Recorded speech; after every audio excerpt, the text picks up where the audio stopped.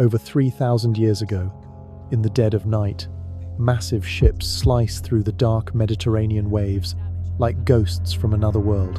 Flames erupt from ancient cities, towering walls crumble, screams echo across the shores, and empires that ruled for centuries vanish in a blaze of chaos.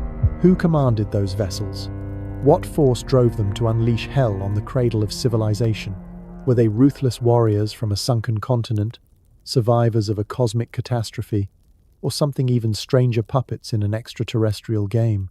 These invaders, known only as the Sea Peoples, left historians scratching their heads for millennia, and tonight, we're diving into the shadows to uncover why their secret might be the key to rewriting everything we think we know about our past. Picture the scene unfolding like a nightmare no one saw coming. One by one, mighty kingdoms fall. Egypt, the unshakable powerhouse with its god-kings and pyramids piercing the sky, braces for impact. Pharaoh Ramesses III rallies his forces at the Nile's mouth, arrows flying, spears clashing against unfamiliar shields. The attackers pour from the sea-horned helmets glinting under the moon, wielding weapons that seem forged from myths. They aren't just raiding, they're migrating, families in tow, wagons loaded with everything they own, as if fleeing something far worse than war. But what? A drowned homeland? A divine curse? Or perhaps a cover-up so vast it spans oceans and eras, hiding the truth that these weren't ordinary people at all? The Sea Peoples, those elusive phantoms who stormed the ancient world around 1200 BC, triggering what's known as the Late Bronze Age collapse. Cities like Ugarit, a bustling hub of trade and invention where the first alphabet was born, reduced to ash overnight. Hattusa, the fortified heart of the Hittite Empire, abandoned in haste. Mycenaean palaces in Greece, once alive with frescoes of heroes and gods, burned to the ground. It's like someone flipped a switch, and poof, the interconnected web of trade, diplomacy and power that defined the era just disappeared. But here's the kicker. No one knows who these guys really were. Egyptian inscriptions, our main source, call them invaders from the sea, listing tribes with names like Shurden, Shekelesh, Peleset, and Danaan, names that echo through time but lead nowhere concrete. Were they pirates banding together for plunder? Displaced refugees from drought-ravaged lands?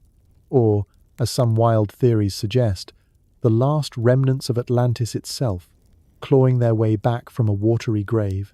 Let's lean into that Atlantis angle, because it's one of the juiciest mysteries tied to these sea raiders.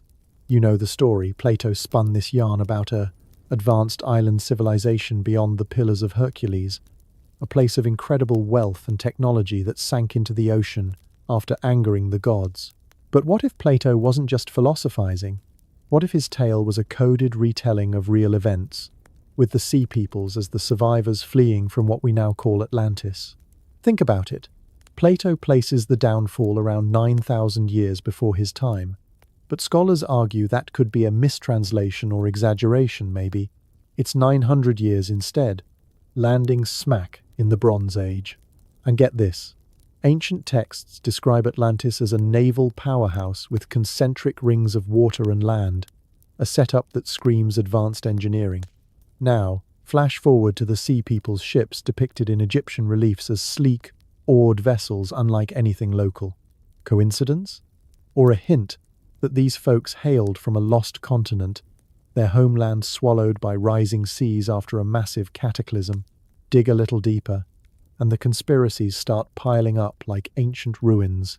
Some folks point to the Uluburun shipwreck off Turkey's coast, a Bronze Age vessel loaded with treasures from across the known world, including exotic metals that match Plato's description of orichalcum, that mysterious reddish alloy from Atlantis. Was this wreck part of their fleet? And why does the timing align so eerily with geological evidence of megafloods and earthquakes around 1200 BC? Tree rings from Anatolia show stunted growth from prolonged droughts. Lake sediments reveal rainfall crashes, and ice cores hint at volcanic eruptions, or even comet impacts that could have triggered global havoc. Imagine a comet streaking across the sky, slamming into Earth, melting ice caps, and flooding coastal empires. Survivors take to the seas, desperate and armed, becoming the marauders we call the Sea Peoples. Sound far-fetched?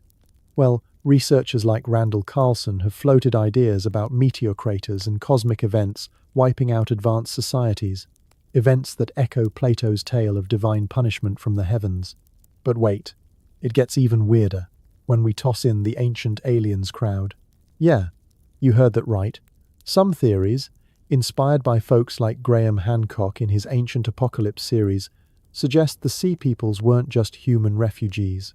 They were heirs to extraterrestrial knowledge, or maybe even hybrids shaped by off-world visitors. Hancock argues for a lost Ice Age civilization destroyed by cataclysms around 12,000 years ago, with survivors spreading forbidden tech across the globe. Tie that to the Sea Peoples, and suddenly their unfamiliar weapons, those leaf-shaped swords and horned helmets, look like artifacts from a star-faring culture. Egyptian reliefs at Medinet Habu show these warriors in gear that doesn't match any known Bronze Age style. Some say the horns resemble antennas or ritual symbols from ancient astronaut lore. And Plato's Atlantis? He describes it with impossible details like rings of canals that could only be seen from above, as if mapped by satellites or UFOs. Conspiracy theorists whisper that elites today suppress this evidence, hiding underwater ruins off Cuba or in the Bahamas that match Atlantean descriptions, all to keep us in the dark about our true origins. Modern parallels make this even more chilling. Think about today's climate refugees, millions displaced by rising seas and storms. Is history repeating itself? The Sea Peoples might have been pushed by the same forces. Droughts turning fertile lands barren, earthquakes toppling cities, forcing mass migrations that turned violent. But what if there's a deeper conspiracy? Some online forums buzz with ideas that global cabals, ancient bloodlines, or shadowy organizations engineered these collapses, using the Sea Peoples as pawns to reset civilizations. Reddit threads link them to biblical prophecies, like Gog and Magog, invaders heralding end times. Or consider the Doggerland theory, a sunken land in the North Sea, once connecting Britain to Europe, flooded around 8000 BC. Were the Sea Peoples descendants from there, carrying tales of a northern Atlantis? Genetic studies hint at Balkan migrations around the collapse, with DNA markers popping up in the Levant. Could that be traces of these mystery folk blending in? And don't get me started on the forbidden knowledge angle. Why do Egyptian records describe the Sea Peoples so vaguely, as if deliberately obscuring their origins? Pharaohs were masters of propaganda, carving victories in stone to glorify themselves. But what if they hid the truth that these invaders brought tech or secrets threatening the old order? Artifacts like Tutankhamun's meteoritic iron dagger, made from space-fallen metal, pop up around this era. Coincidence? Or a clue to extraterrestrial involvement? Hancock suggests cataclysms like comet impacts wiped out advanced societies, leaving survivors to reboot humanity.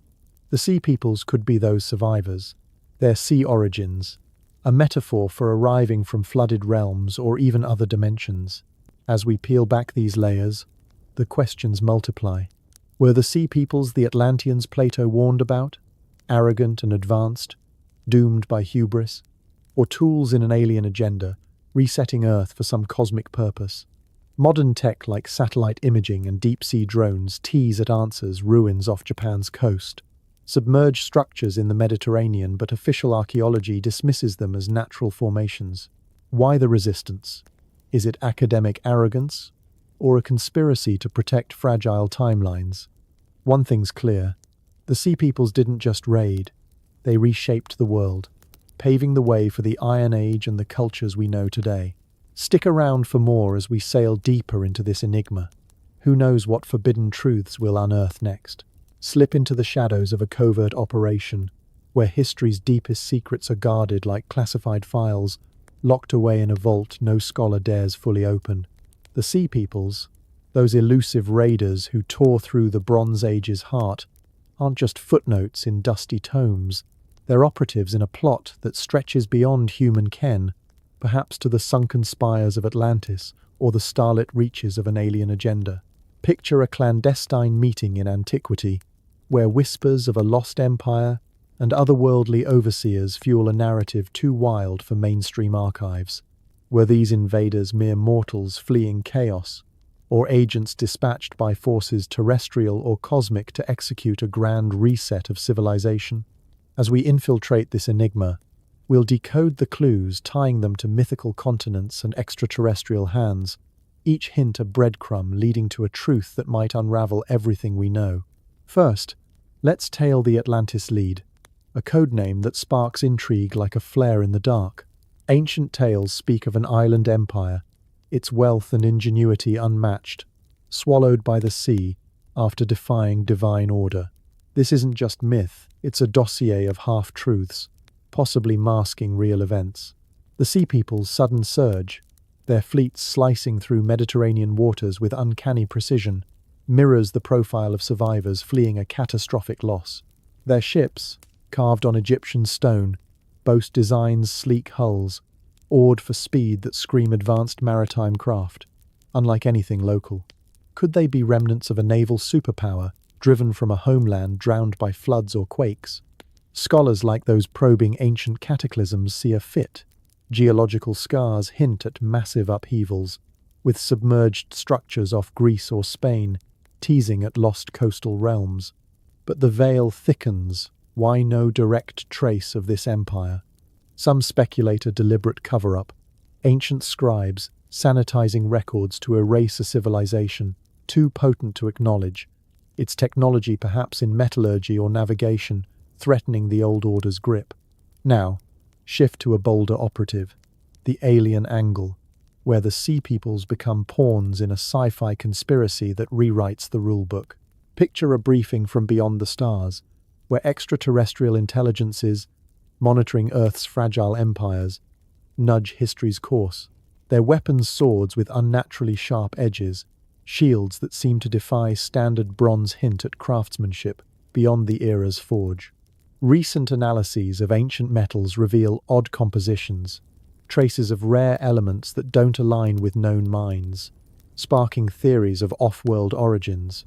Fringe agents, inspired by mavericks like Graham Hancock, propose a lost civilization seeded by star visitors, its downfall scattering survivors who became the Sea Peoples, armed with forbidden tech. Egyptian reliefs depict their gear helmets with crests, blades with precision cuts as alien to local eyes, almost as if designed for more than human combat. Online operatives amplify this. Posts weave tales of ancient astronauts, their bases hidden under ocean depths, guiding migrations to reshape a faltering world. Could their sudden appearance, synchronized with drought and quake, signal a cosmic intervention, a reset to prune overgrown empires? The intrigue deepens when we decrypt the anomalies.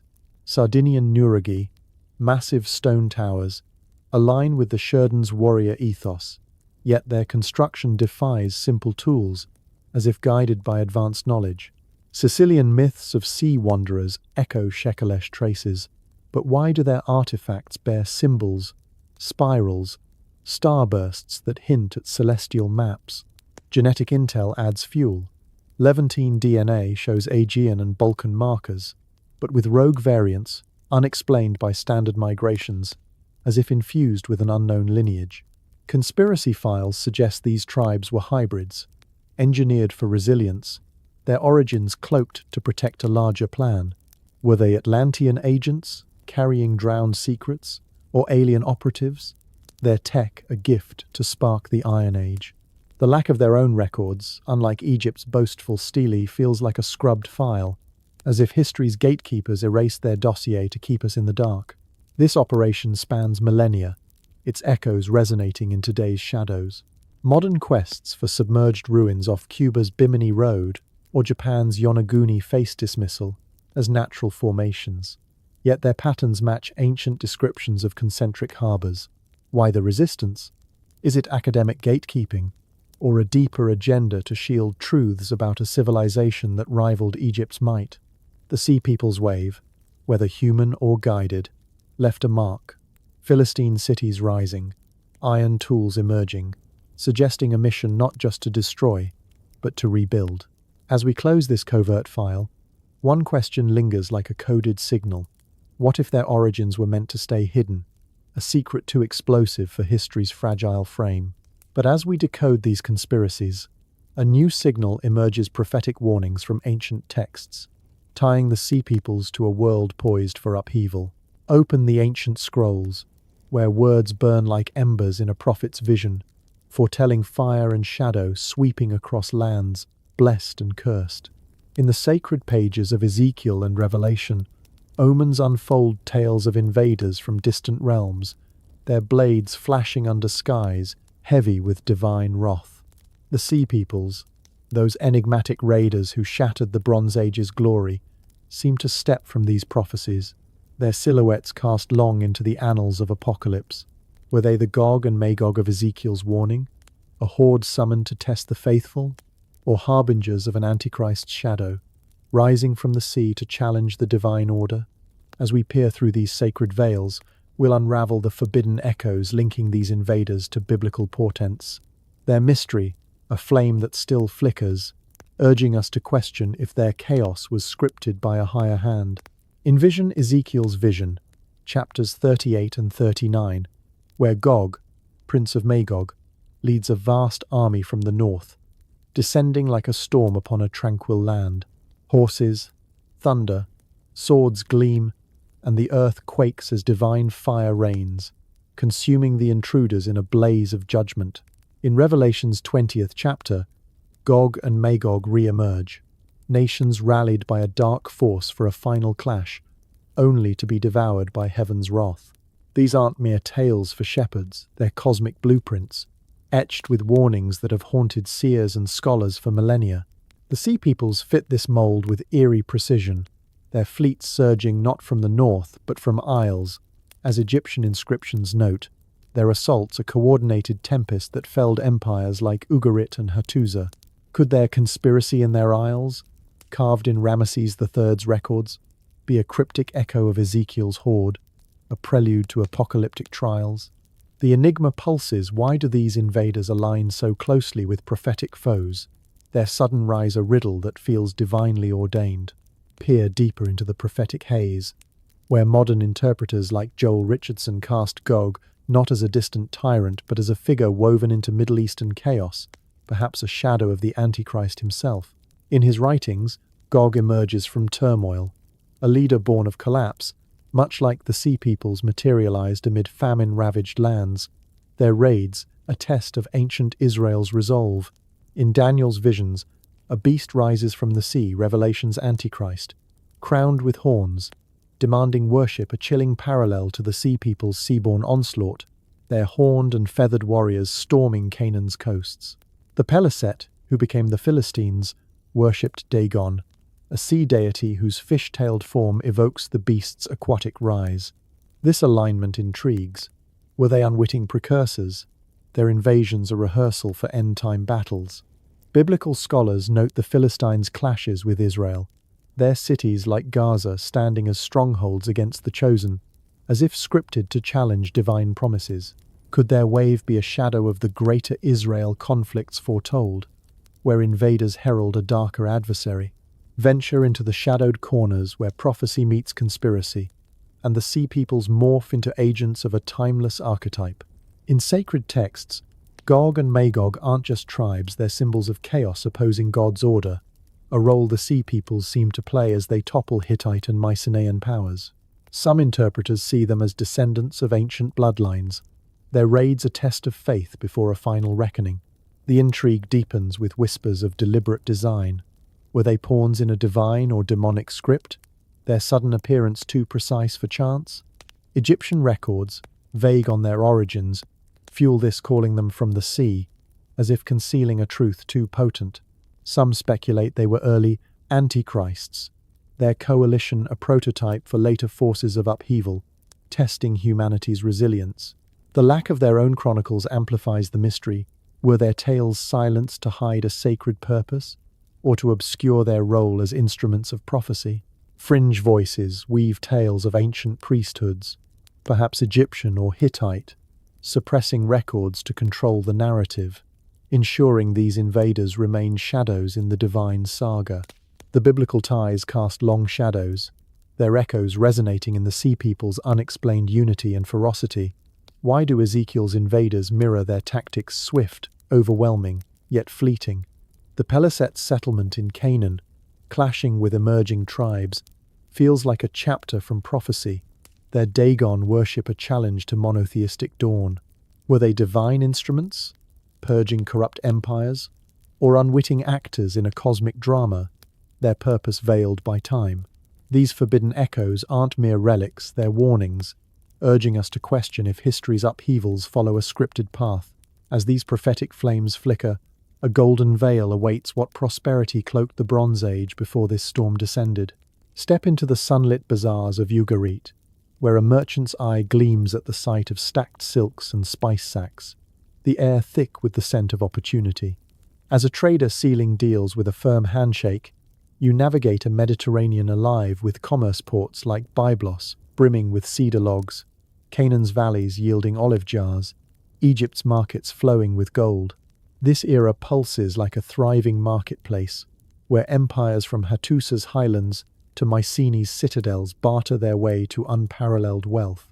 Kings exchange gifts of silver and horses, artisans craft jewels that dazzle, and sailors wager lives on voyages laden with promise. Yet beneath this vibrant veil of prosperity, an enigma lurks.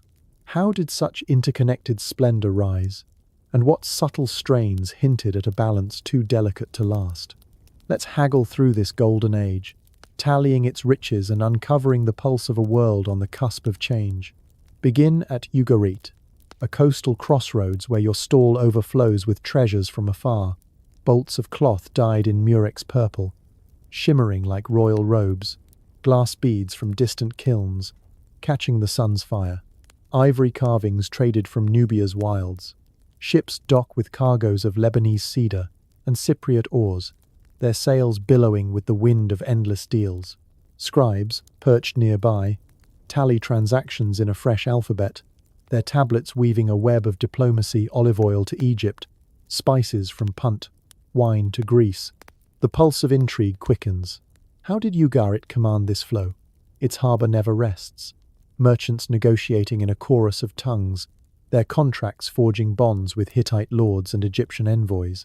Temples to Baal overflow with offerings of gold, as if the gods blessed this bounty. Yet, faint notations in the ledgers delayed caravans, whispers of distant quarrels suggest tensions beneath the surface. Were these mere fluctuations or signs of a market straining at its seams? Journey to Hattusa, the Hittite stronghold, where highland stalls brim with amber from northern trails and pottery glazed in vivid hues. Your caravan unloads textiles, swapping for horses bred in Anatolian pastures, their value sealed in clay accords. The city's markets thrum, traders offering wool dyed in Canaanite reds, their deals backed by royal guarantees. Scribes engrave treaties that link distant realms, ensuring goods cross borders freely. The enigma emerges. What elevated this fortress to a trade titan? Its archives swell with records of silver gifts and chariot exchanges, a prosperity that trickles to common folk, their homes graced with imported finery. Priests burn incense to storm gods, tying wealth to divine grace. Yet, some entries note shortfalls grain scarce, allies tardy, hinting at vulnerabilities in the empire's vast reach. Did traders ignore these omens, enchanted by silver's gleam, or were they too entwined in foreign pacts to sense the web's tension? Sail to Mycenaean Greece, where citadels like Mycenae and Tiryns crown the land, their markets alive with the clatter of olive jars and wine amphorae. Your ship unloads spices, returning with amber and tin that fuel local crafts. Warriors parade in festivals, their feasts rich with imports, while artisans hammer jewels that rival the Sunday the curiosity stirs. How did these strongholds amass such bounty? Their frescoes depict sea voyages laden with goods, granaries overflowing with foreign grains, a sign of trade's far reach. Even farmers benefit, their tools sharpened by distant metals, their lives enriched by the era's flow. Scribes tally exports in Linear B, their clay ledgers brimming with assurance in perpetual exchange. Yet, hidden caches, jewels, pottery suggest unease, as if merchants foresaw a shadow beyond the horizon. Were these safeguards overlooked, or secrets held from a society reveling in its peak? This prosperity wasn't just commerce, it was a creed, a faith in the endless flow of goods, cedar from Lebanon, gold from Nubia, amber from northern trails that wove kingdoms into one. Ships braved storms, caravans crossed deserts, each transaction a bond forging unity. The enigma deepens. How did this web expand so far, yet harbour unseen strains? Markets relied on trust kings gifting horses, merchants risking voyages, artisans creating for unseen buyers. But faint signs, late deliveries, sparse harvests lurked in the tallies, unnoticed by those amassing fortunes. Recent uncovers amplify the mystery. Ugarit's tablets list undelivered spices. Hattusa's archives grow quiet.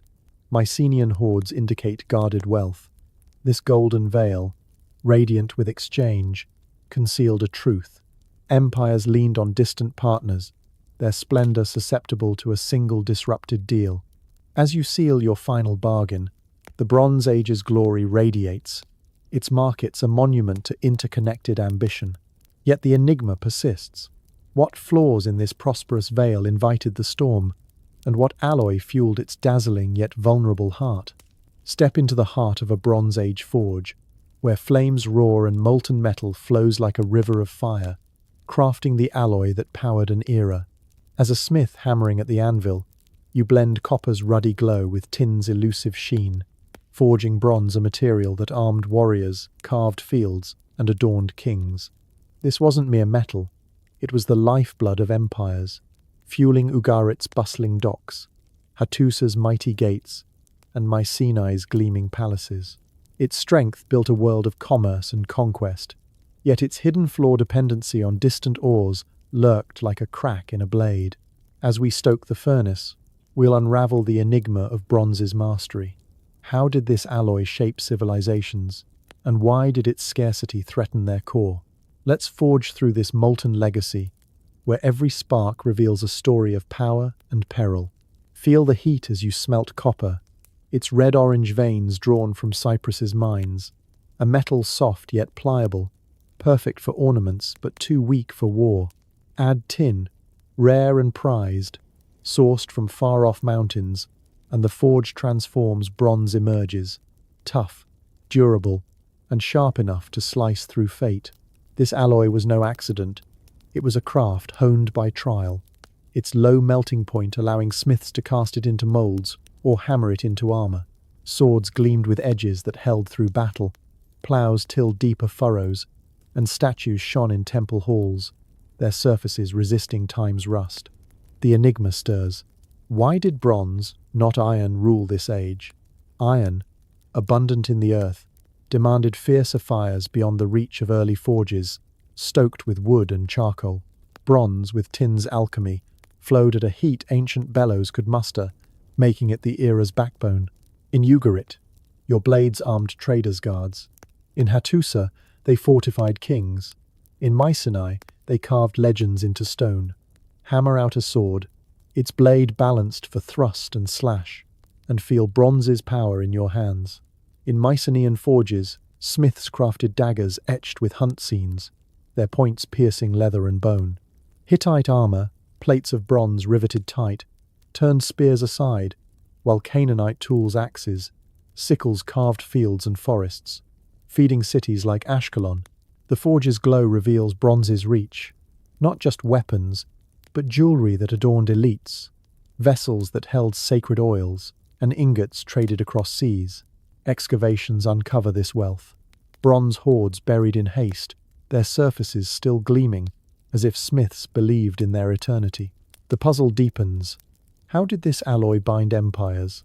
Ships sailed from Cyprus with copper ingots, their hulls heavy with the era's currency, while caravans hauled tin through treacherous passes, each load a lifeline for forges. Ugarit's tablets tally these trades, listing bronze as the pulse of commerce, a metal that wove kingdoms together. Yet, strike the anvil again, and the floor emerges. Bronze's strength rested on a fragile balance. Copper was plentiful, mined from Cyprus's hills, but tin, its sources were distant, shrouded in mystery. Some say it came from Anatolia's peaks, others from far-off lands where traders guarded routes like sacred oaths. The intrigue flares. Why such dependency on a scarce metal? Without tin, bronze-faltered forges fell silent, swords dulled, and economies staggered. Tablets from Ugarit plead for tin shipments, their urgency etched in clay, while Hittite records note mines failing as routes closed. This wasn't mere scarcity, it was a chokehold, each missed caravan a crack in the era's foundation. Were smiths unaware of this vulnerability, or did they trust trade's web too blindly? Archaeological finds half-finished blades, buried ingots suggest a growing fear, as if forges sensed the alloy's limits. The forge's heat reveals bronze's dual nature, a metal that empowered yet endangered. In Mycenae, bronze swords armed warriors, their edges carving victories, but without tin, armies weakened. In Hattusa, bronze gates stood defiant, yet their hinges relied on distant oars. Ugarit's artisans crafted mirrors of high tin bronze, polished to reflect divine clarity, but their shine dimmed when supplies ran dry. The enigma pulses. Why build an era on such a fragile alloy? Recent studies of artifacts reveal trace elements arsenic, lead added to stretch tin's supply, hinting at desperate ingenuity. Some blades bear unusual compositions, as if smiths experimented to defy scarcity, their craft a race against collapse. Were these tweaks born of necessity, or a deeper knowledge lost in the chaos? The forge's legacy is clear. Bronze was the era's heart, but its reliance on distant mines was a flaw waiting to fracture. As you quench the blade, bronze's story glows brighter metal that forged empires, yet bound them to a delicate thread. Its power armed kings and built cities, but its scarcity left them vulnerable, a truth hidden in the furnace's glare. The Sea People's wave would exploit this flaw, but first, nature's wrath stirred, its omens trembling in the earth and sky. Gaze upon the ancient heavens, where stars once guided mariners across a vibrant Mediterranean, only to dim under a veil of nature's fury that shook the foundations of empires. Picture a seer perched on a Canaanite hill, scanning the skies for portents clouds withholding rain, earth trembling with unseen rage, and omens flickering like dying embers. The Sea People's wave didn't rise in isolation. It was born from a cosmos turned hostile, where droughts parched fertile lands, earthquakes toppled mighty walls, and celestial signs foretold a world unraveling. As we chart these cataclysms through the silent records of ice, wood, and stone, we'll unravel the enigma of a wrath that seemed scripted by the heavens themselves. What forces aligned to unleash this chaos? And why do the portents etched in earth and sky hint at a deeper design, as if the stars themselves conspired to birth the invaders' surge? Begin with the Earth's frozen archives, where ice cores from Greenland's icy peaks and Anatolia's glaciers hold secrets like scrolls sealed in frost. These layers, pierced by modern drills, reveal a grim saga. Dust spikes and isotopic shifts mark a prolonged drought that gripped the Mediterranean, draining rivers and withering fields. The once lush plains of Canaan, where barley swayed under gentle rains, turned to cracked dust, their soils unable to sustain the villages that fed empires. In the Levant, lake beds yield sparse pollen, a testament to forests shrinking into scrub, as if the land itself recoiled from the sun's relentless gaze. This wasn't a fleeting dry spell, it was a decades-long scourge, starving cities like Ugarit, whose scribes etched pleas for grain on clay. The enigma stirs. Why such a stark reversal? Core samples hint at atmospheric turmoil, volcanic ash cloaking the heavens, or solar cycles dimming warmth, altering sea currents that birthed rains. Yet some signs perplex. Faint chemical traces suggest sudden upheavals, as if a celestial event, a comet's graze or meteor's dust, shifted the climate's course, aligning with ancient tales of darkened skies that priests read as divine displeasure. Turn to the steadfast rings of ancient trees, those wooden oracles that chronicle seasons lost to time. Junipers and oaks in Anatolia's highlands, standing like sentinels near Hittite ruins, bear tight bands of stunted growth, each ring a chapter of drought's unyielding grip. These patterns, cored from gnarled trunks, reveal years of failed rains, fields choking under dust, and granaries left bare. Hittite tablets mirror this, noting vassals rebelling as harvests dwindled, their armies too weak to march. Mycenaean records echo the strain, listing rations shrinking as famine tightened its hold. The portent unfolds. Why did this drought cluster so fiercely, as if timed to break empires? Some rings bear faint anomalies, chemical spikes suggesting ash or cosmic debris hinting at eruptions like Thera's, whose plumes could have cooled the globe, or rarer events like meteor showers scattering dust across skies. Ancient hymns speak of stars falling, and heaven's weeping ash, as if seers glimpsed a cosmic hand tilting the balance. Were these natural cycles, or signs of a greater force aligning to unleash chaos? Descend to the Earth's restless core, where fault lines stirred like waking serpents, their tremors shattering more than stone. At Ugarit, excavation layers reveal walls collapsed not by swords but by seismic fury, temples crushed, homes buried in moments, as if the gods themselves shook the ground. Mycenaean pylos bears similar wounds. Palace floors buckled, frescoes are split like fractured prophecies. Hattusa's massive gates, built to defy armies, show cracks from quakes that rattled faith as much as fortifications. The intrigue deepens. Why did these tremors strike in such unison, as if synchronized with drought's despair? Geological scars point to tectonic unrest, possibly intensified by drying soils, shifting subterranean weights. Yet ancient texts weave stranger tales, priests noting Earth's anger alongside omens like blood-red skies or birds fleeing in droves. Could these quakes reflect a cosmic alignment, planets tugging at fault lines, as some ancient calendars hint at stellar cycles guiding earthly fates? The portents align. Hittite prayers beg for divine mercy. Egyptian inscriptions note land shaking as invaders neared, as if nature and man moved in concert. These cataclysms, drought, quake, famine, wove a deadly tapestry, each thread amplifying the others. In Canaan, pollen records show crops vanishing, forcing reliance on wild roots, while skeletal remains bear marks of starvation, bones etched with survival's toll. Ugarit's tablets lament strangers flooding from barren lands, their desperation fueling unrest. Mycenaean scribes ordered coastal defenses, as if sensing the sea's coming wrath. The sea peoples emerged from this crucible, their raids not random but born of a world where survival demanded conquest. The enigma pulses. Why such a perfect storm? Were these disasters mere chance or a celestial script, as if the heavens orchestrated a collapse to pave new paths? Hittite annals record priests reading comets as harbingers, while Canaanite myths speak of stars weeping fire, omens that seem to herald the invader's rise. Were these signs natural, or did they mask a deeper design, etched in the cosmos? This wrath wasn't blind, it targeted the fragile, exposing empire's vulnerabilities. Drought starved trade, quakes shattered defenses, and omens eroded faith, creating a stage where the sea peoples played their role. Yet the portents linger. Faint anomalies in ice and wood suggest disruptions beyond earthly cycles, as if the stars themselves signaled a turning point.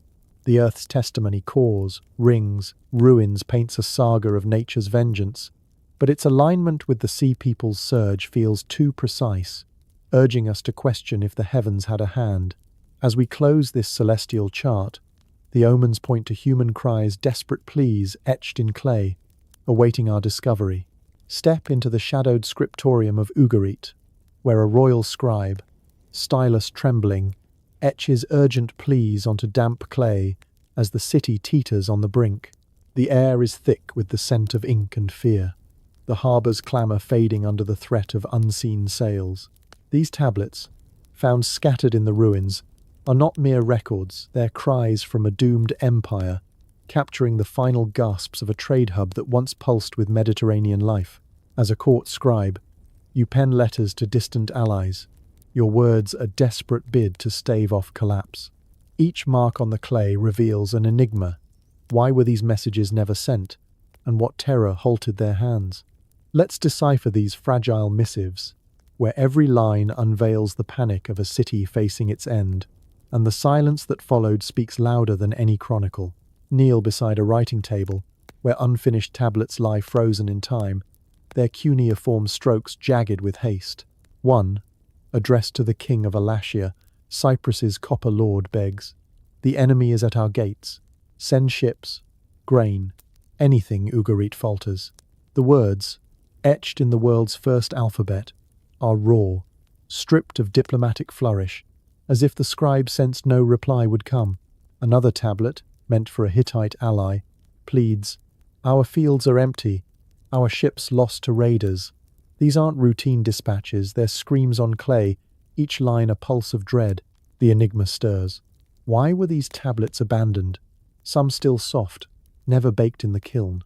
Excavations at Ras Shamra reveal them scattered across palace floors, as if scribes fled mid-sentence. Was it a sudden assault, or a deeper fear that broke their resolve?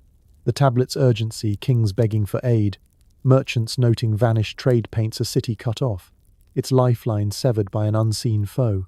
Leaf through these clay pages, and Ugarit's desperation unfolds like a ledger of doom.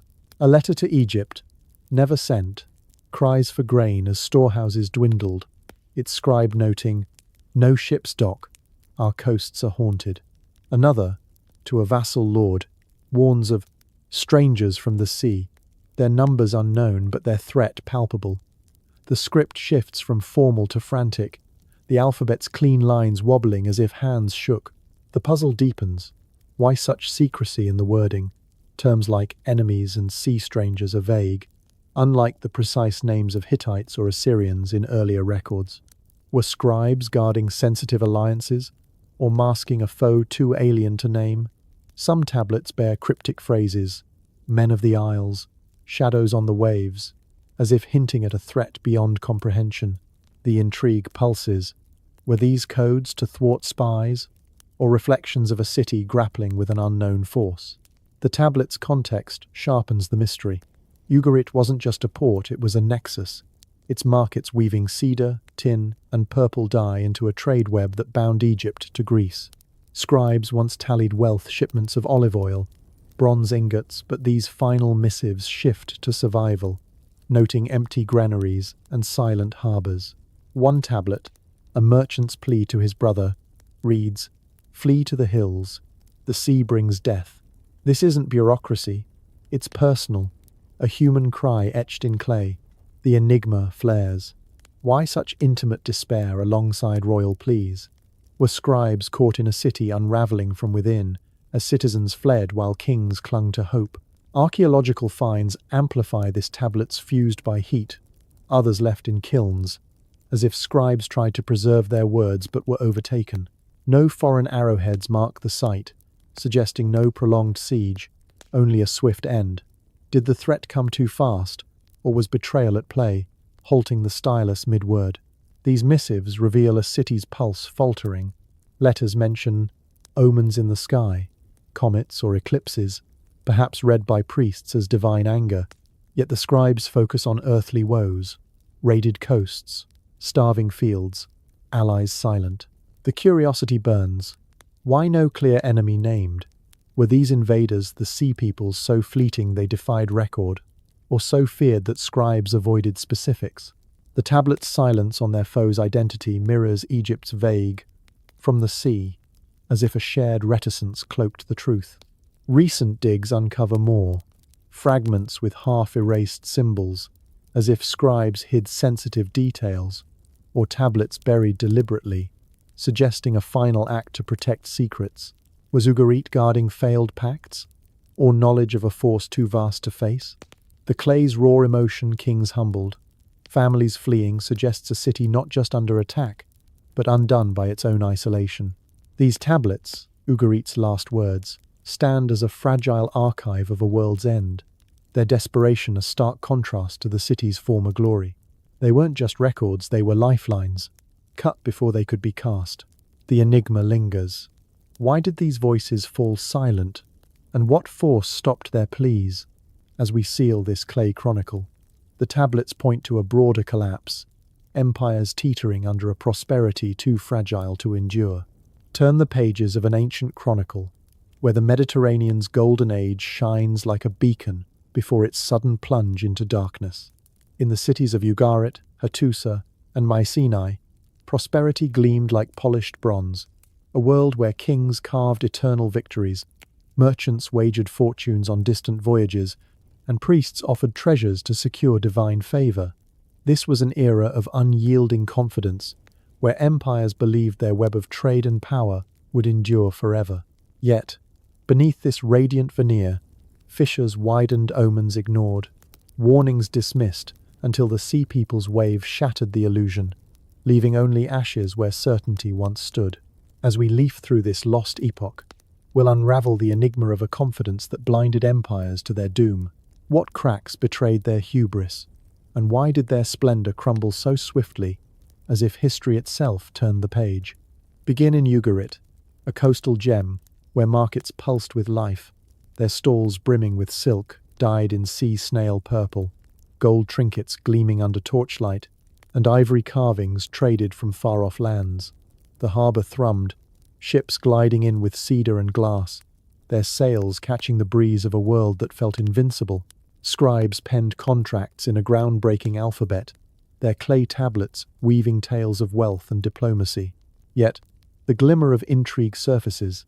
Etched in these records are fleeting hints of unrest, merchants noting delayed shipments, priests recording strange omens in the stars. A tablet mentions troubles, ignored, as if the elite, drunk on opulence, dismissed the signs.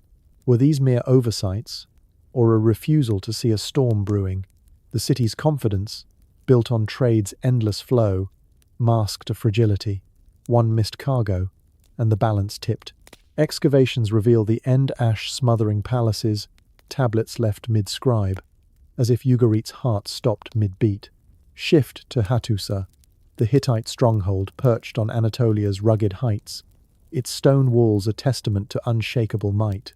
Lion-carved gates guarded temples where bronze vessels and silver idols were offered to gods, while scribes etched treaties on clay, binding alliances with distant pharaohs. Even common folk shared the era's glow, their homes stocked with finer wares, their lives touched by trade's bounty. But the enigma emerges. Hittite annals note disturbances in the heavens, cryptic references to eclipses or quakes brushed aside by kings. Were these warnings silenced to maintain the facade of control? The city's archives, vast with 30,000 tablets, record gifts of gold and horses, yet later entries grow sparse, hinting at faltering supplies. Confidence in eternal alliances blinded Hattusa to its own unraveling. When trade routes faltered, its strength crumbled. The city abandoned as if its people fled an unseen fate. Across the sea, Mycenaean Greece stood as a crown of power, its palaces at Mycenae and Tiryns adorned with frescoes of heroic hunts and sea voyages. Warriors in bronze armor marched in festivals, their pride etched in stone walls built to defy time. Merchants sent olive oil to distant ports, their wealth flowing back in tin and amber. Even farmers felt the era's promise, using imported tools once reserved for nobles. Yet, the curiosity stirs. Buried hoards, axes, rings, pottery dot the landscape, hidden as if in fear. Why stash such wealth? Mycenaean tablets order coastal defenses, yet the elite continued lavish feasts, as if blind to the threat. The enigma deepens. Frescoes show cryptic symbols, spirals, stars, perhaps omens, ignored by a society certain of its dominance. Were these signs of coming ruin, dismissed by arrogance? When fires swept through, palaces burned in unison, their ash layers a silent chronicle of a confidence shattered overnight. This opulence wasn't just wealth, it was a belief, a collective conviction that trade's web, woven with bronze and ambition, would hold forever. Kings boasted of unbreakable pacts, merchants bet on voyages never to return, and priests saw divine favor in every offering. But the chronicle reveals cracks. Ugarit's ignored pleas, Hattusa's silent archives, Mycenae's buried hoards. Each city clung to its splendor, blind to the fragility beneath a single broken trade route, a missed harvest, and the web unraveled. The Sea People's arrival wasn't the first blow. It was the final one, exploiting a confidence that masked looming ruin. Were these empires too proud to heed warnings, or did their leaders conceal the truth to preserve power?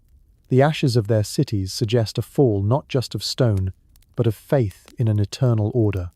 As we close this page of history, the fall from opulence to ashes leaves a lingering question.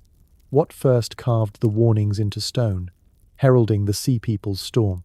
Stand before a towering granite slab in Egypt's sun-baked sands, its chiseled lines humming with the weight of an ancient proclamation, the Merneptah Stela, a chronicle of triumph that unwittingly heralds a looming storm.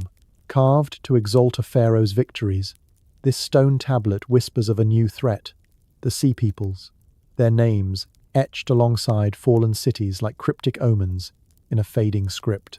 As we decipher its weathered text, we uncover not just boasts of conquest but a veiled warning, the first faint ripples of a wave that would engulf empires. Why does this monument, meant to glorify Merneptah, cast shadows of an enemy so elusive, and what secrets lie in its terse inscriptions? Let's unravel this ancient scroll, where each line teases an enigma, hinting at a force too vast for Egypt's scribes to fully name. The stele rises like a sentinel, its surface crowded with hieroglyphs that sing of Merneptah's might, Libyans crushed, Nubians subdued, yet a single passage shifts the tone, naming foes unlike any before. Shurden, Shekelesh, Ekwesh, Luka, Tursha, from the distant sea. These aren't the familiar adversaries of Egypt's annals, with known lands and kings. They're strangers, their origins cloaked in a phrase as vague as the horizon. The inscription crows, Canaan has been plundered, Ashkelon captured, Gezer seized, Yanoam ceased to exist, and lists these sea-born intruders among the vanquished, their defeat a footnote in Merneptah's glory.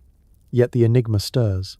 Why immortalize these unknowns in stone, if their threat was so minor? The stele's brevity naming tribes without lands feels deliberate, as if scribes sought to downplay a force that rattled even Egypt's iron grip. Were they masking unease, or guarding a truth too unsettling to fully record? The text points to Canaan's coasts, where cities like Ashkelon fell, their markets silenced, their walls breached. Archaeological digs confirm the stele's claims. Ash layers blanket these sites, hinting at raids that struck with sudden ferocity. But the puzzle deepens. These weren't mere skirmishes. The Sea People's arrival marked a broader upheaval, Canaan's trade hubs crumbling as Egypt's hold weakened. The stele's mention of Israel laid waste, its seed no more, adds a cryptic twist, a rare glimpse of an emerging people, perhaps a tribe or coalition, caught in the same chaos. The omen unfolds. Was this a localized clash, or the first sign of a regional unraveling? The Sea People's names Shurden, Ekwesh carry no clear lineage, unlike Hittites tied to Anatolia or Libyans to the west. This vagueness intrigues. Did Merneptah's scribes lack knowledge, or choose silence to preserve the pharaoh's divine aura? Some speculate they concealed alliances gone sour, hinted at in scattered Hittite fragments, where vassals mention sea troubles with guarded words. The stele's purpose, a victory monument, clashes with its subtext, a tension that feels like a coded message. Merneptah boasts of crushing these foes, yet their inclusion alongside Canaan's fall suggests a threat too significant to ignore. Excavations at Gezer reveal burned structures, pottery shattered in haste, as if the raids caught cities off guard. Were these the Sea People's first strikes, testing Egypt's fringes before the greater wave? The inscription's silence on their homelands fuels the enigma, calling them from the sea, evokes a force without roots, as if emerging from the deep itself. Egyptian chroniclers, masters of detail, rarely left such gaps. This feels like a deliberate omission, perhaps to diminish an enemy that shook their worldview. Were they a fleeting coalition, too fluid to name, or a power so alien that scribes dared not define them? The stele's lines, carved to eternize triumph, instead betray a flicker of fear, as if Merneptah sensed a storm beyond his control. The broader canvas adds weight to these warnings. Canaan's fall wasn't isolated, it signaled a fraying web, with ports like Byblos growing quiet, their trade routes choked. Hittite letters from the same era hint at unrest, vassals pleading for aid as supplies dwindled. The Steles' mention of these sea invaders, though brief, marks a pivot. Empires no longer faced known foes, but a new, elusive force. The curiosity burns. Why such precision in naming tribes? Yet no context for their rise. Were they a symptom of a crumbling world, or its catalyst? The stele stands as a paradox, a monument of victory that whispers defeat, its lines a faint alarm of a greater clash to come. Recent finds, like a cartouche far from the Nile, suggest Egypt's reach strained even then, as if Merneptah's boasts masked a weakening grip. As we step back from this ancient script, the Merneptah stele looms not just as stone, but as a harbinger, its words a fragile thread, linking triumph to turmoil. The Sea People's first shadows flicker here, daring us to ask what titanic clash followed, where Egypt faced their full fury. Grip your spear and stand firm at the Nile's muddy edge, where the clash of bronze and roar of warriors drown the river's murmur. As an Egyptian soldier, under Ramesses III's banner, you face a tide of invaders, the Sea Peoples pouring from the sea in a storm of oared ships and flashing blades. The air hums with arrows, the water churns with sinking hulls, and the horizon blazes with the fury of a battle that will decide Egypt's fate. This isn't mere combat, it's a titanic struggle, etched in Medinet Habu's stone, where a pharaoh's cunning meets an enemy's relentless surge. As we charge through this crucible of war, we'll unravel the enigma of a clash that defied empires. How did Ramesses hold the line, and why does this battle feel like a pivot in history's arc? Let's plunge into the fray, where every strike and shout unveils a tale of defiance and mystery. Feel the weight of your shield as you brace at the Nile's delta, where Ramesses orchestrates his defense. The enemy fleet looms dozens of ships, their high prows slicing waves, crowded with warriors whose shouts echo across the water. Unlike Egypt's sleek riverboats, these vessels are broad, built for open seas, their oars churning in unison. You stand among archers hidden in reeds, their bows drawn as Ramesses' warships narrow, swift dart forward to ram. The clash erupts. Arrows rain like locusts, piercing sails and flesh. Spears thrust from decks, toppling foes into the churning Nile. Medinet Habu's reliefs capture the chaos enemy ships capsizing, warriors leaping to shore only to meet Egyptian blades. The enigma stirs. Why such a bold assault? These invaders aren't mere raiders. Their ships carry women and children, wagons lashed to decks, as if fleeing a doomed homeland for Egypt's fertile banks. Was this a conquest, or a desperate bid for new ground? Shift to the landward front, where you join charioteers thundering across Canaan's sands, intercepting a second wave. The Sea Peoples advance in disciplined ranks, their shields locked, javelins gleaming under the sunday.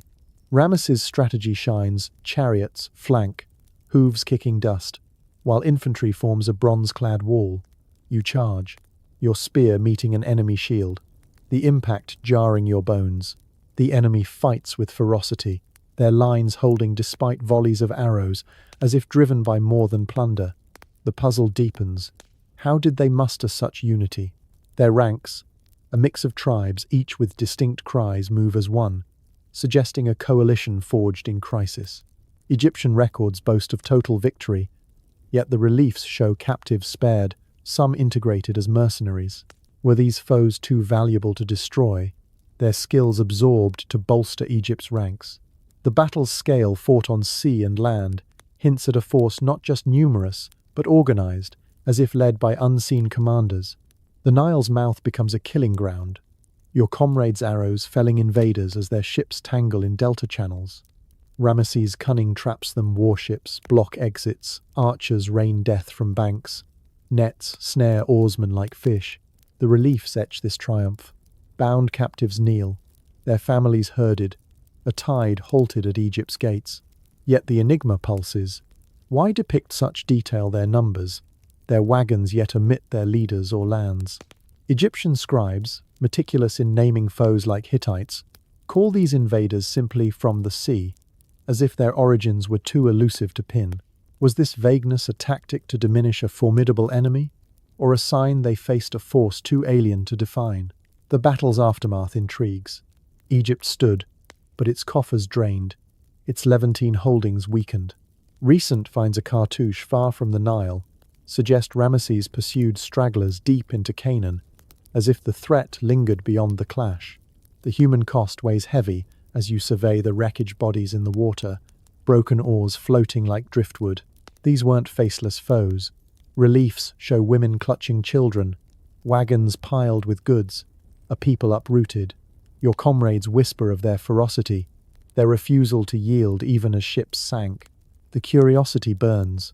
What drove such desperation? Were they fleeing famine, their fields turned to dust, or a greater ruin that forced families into battle's maw? The victory, though carved as Ramesses' triumph, feels fragile. Egypt survived, but its empire staggered, its trade routes frayed. The relief's grandeur, with Ramesses towering over foes, masks this toll, as if propaganda hid a truth. This clash was a pivot, not just a win. The Sea People's wave, though halted, left scars, cities lost, power waning, suggesting a battle that reshaped more than it saved. This titanic clash, fought on water and sand, stands as a fulcrum in history's balance. Ramesses' stand saved Egypt, but the Sea People's surge exposed its limits, their unity a mystery that defies the pharaoh's boasts. Were they a fleeting storm, or a force that shifted the world's course? As we step back from the battlefield, the clash's echoes linger, daring us to ask, who were these warriors, and what faces wore their battle-wrought masks? Step onto the ancient battlefield, where the clash of bronze echoes like thunder across a starlit plain, and the Sea Peoples rise as warriors from an epic saga, their silhouettes carved in eternal stone. No crowns claim their names, no scrolls sing their deeds, only the fearful strokes of Egyptian scribes and the weathered reliefs of Medinet Habu paint their portraits. These are no ordinary foes. They are legends forged in fire, each tribe wielding arms and bearing crests that struck terror into the hearts of empires. Sheridan with horns defying the heavens, Peliset with feathers dancing in the storm, Jekka with blades flashing like lightning, their aura haunts the annals of time. As we summon these phantom champions, we'll unravel the enigma of their battle-wrought identities, their gear a testament to a prowess that feels unearthly. What crafted their menace? And why do their forms linger like heroes from a forgotten epic? First, behold the Sheridan, their horned helmets rising like crescent moons, cutting through the haze of battle with a ferocity that chilled Egyptian ranks. In the carved friezes, their bronze armor gleams, tight-fitted to torsos honed for war, while round shields bossed at the center like watchful eyes ward off spear and arrow.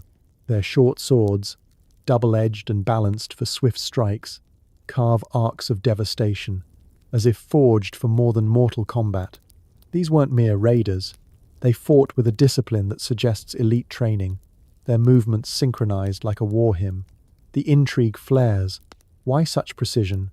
Their helmets, adorned with twin horns, evoke sacred bulls or mythic guardians, perhaps imbued with ritual power to intimidate or invoke divine favor. Were these crafted in hidden forges, their metal laced with rare ores that baffled local smiths?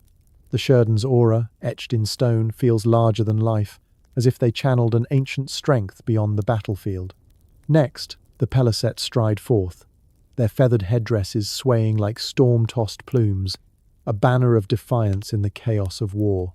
Egyptian reliefs capture them in fringed kilts, their lean frames wielding leaf-shaped swords that slice with uncanny sharpness, paired with convex shields that turn blows aside like wind-scattering dust. Their style screams, agility fighters darting through ranks, striking and retreating with the grace of predators. The enigma pulses. Why such distinctive crests? These feathers, rigid and tall, mirror Aegean warriors, yet feel alien to Egypt's sands, suggesting a heritage carried across seas. Were they symbols of rank, or talismans believed to summon ancestral spirits? Their gear, lighter yet lethal, hints at a culture where mobility was king, their blades possibly tempered with techniques lost to time, sparking tales of unearthly craftsmanship that linger in the epic's verses. The Jekka emerge as coastal spectres, their presence fleeting yet fierce in the reliefs, blades flashing like sea spray under moonlight. They brandished javelins barbed for tearing flesh, their small daggers tucked in belts for close-quarter kills, suggesting warriors ready for ambush or boarding enemy ships. Their attire, simple tunics, unadorned shields, speaks of pragmatism, fighters who struck from the waves and vanished. The curiosity stirs. Why so little adornment? Unlike the Sherden's horns or Peliset's plumes, the Jekka's minimal gear feels like a deliberate choice, blending into the fray to strike unseen.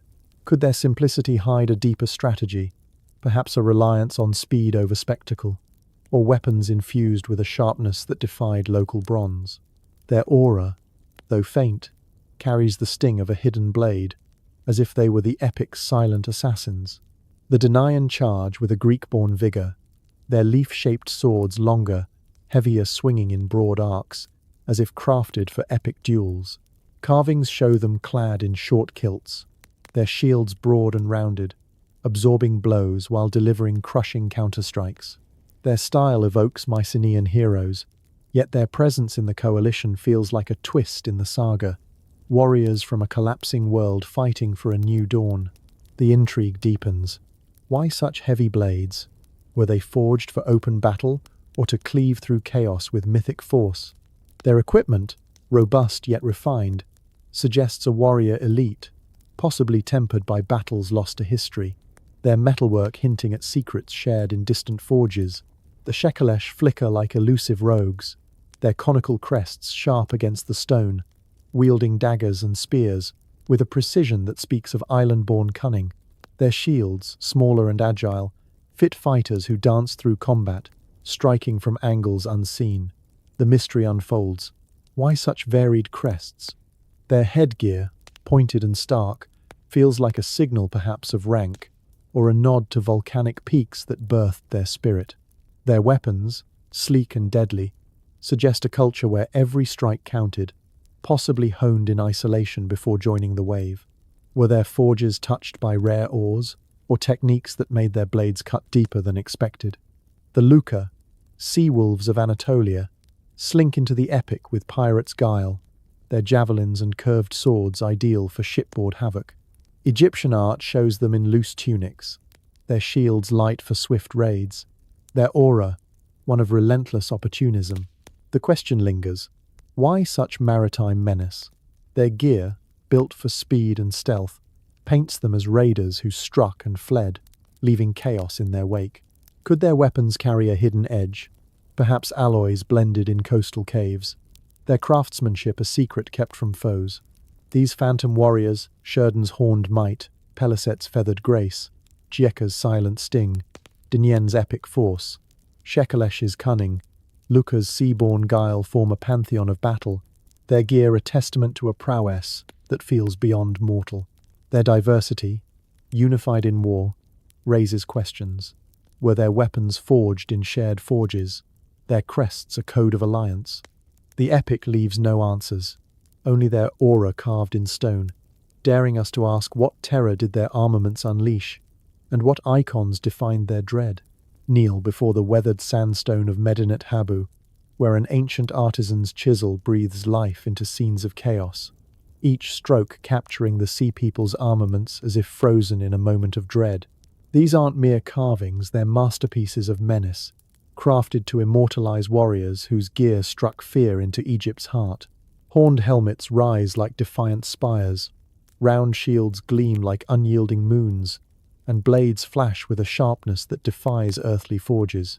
As we trace the lines of these sculpted relics, we unravel the enigma of their terror, weapons and adornments, so alien they seem drawn from beyond the known world. Were these crafted by human hands, or do they hint at a mastery too advanced for their time? Let's explore this gallery of fear, where each artifact tells a story of awe and unease, etched for eternity. Begin with the helmets, sculpted with a precision that makes them loom larger than life on the temple's walls.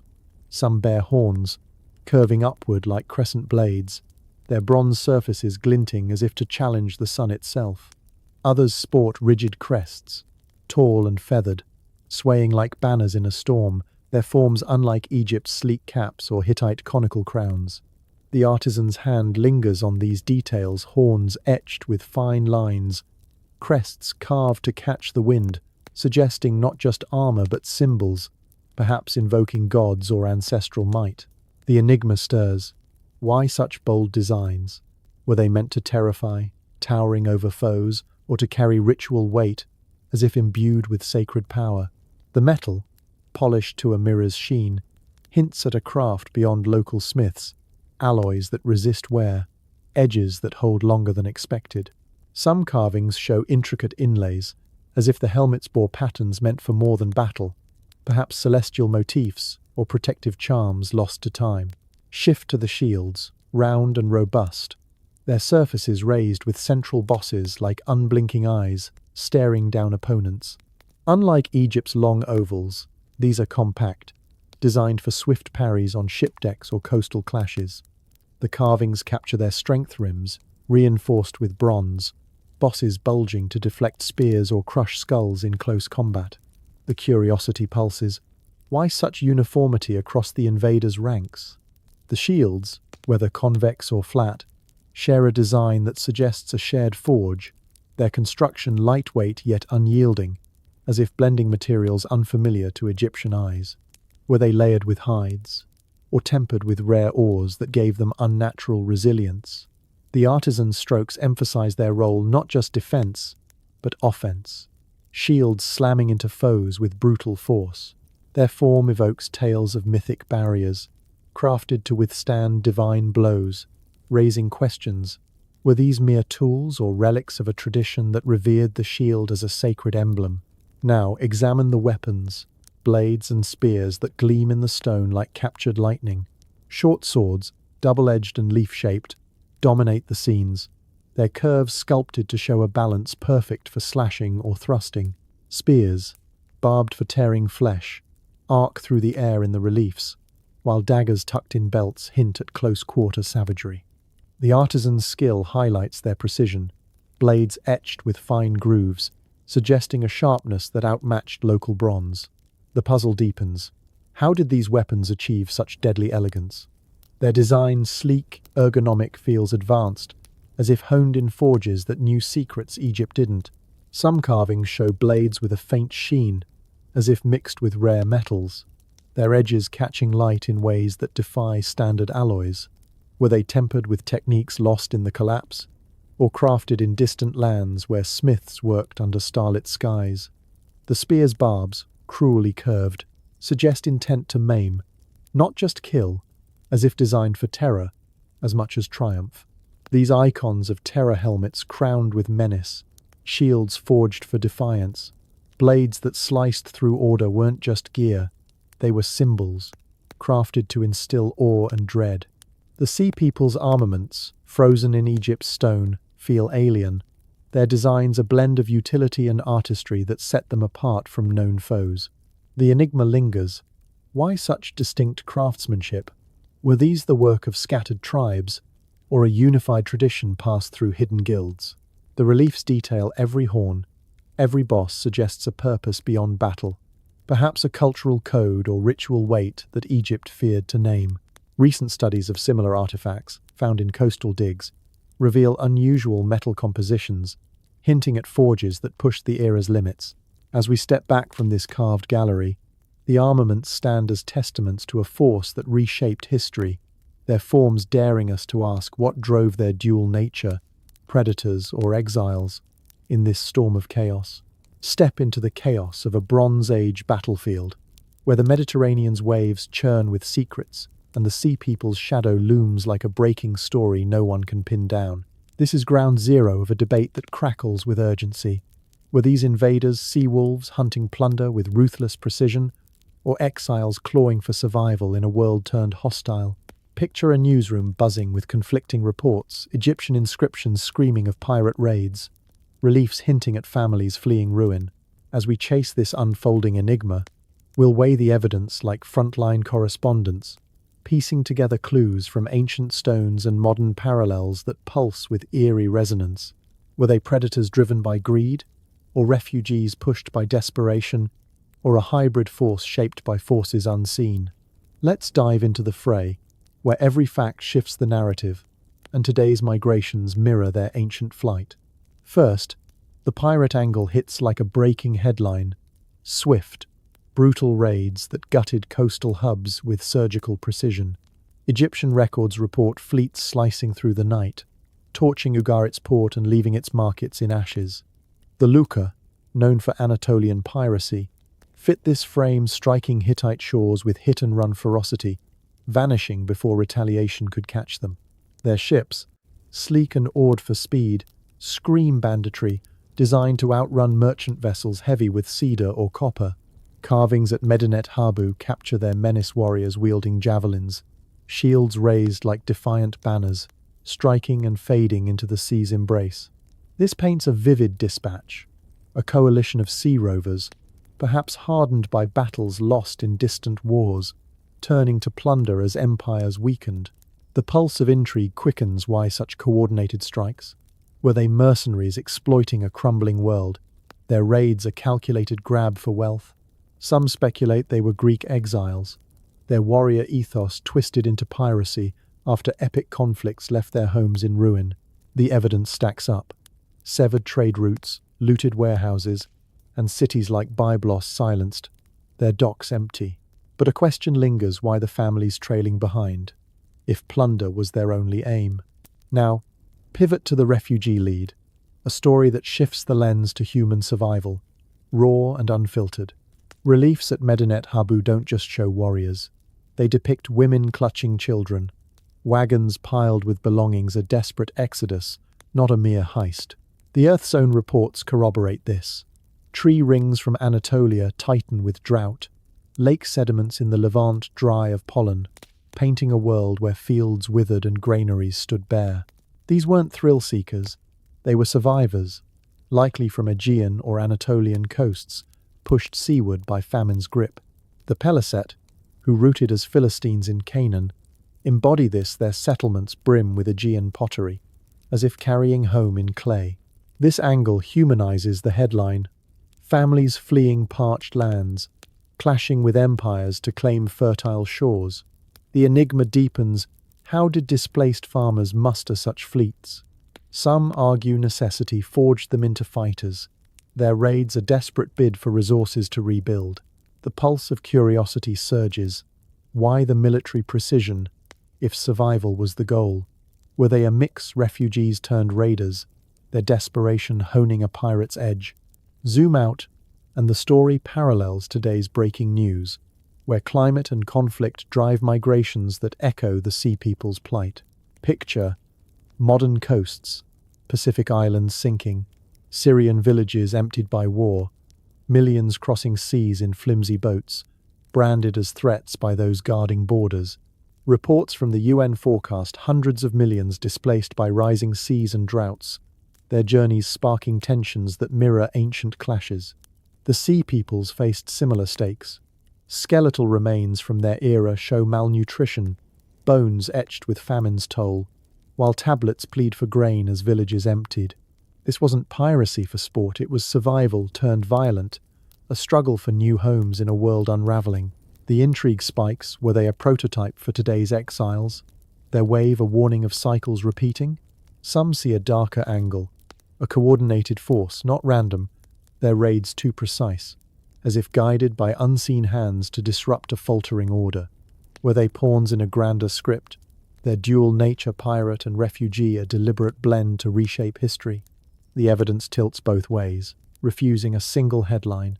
Pirate raids explain the burned ports, the severed trade lines, the sudden fall of Ugarit.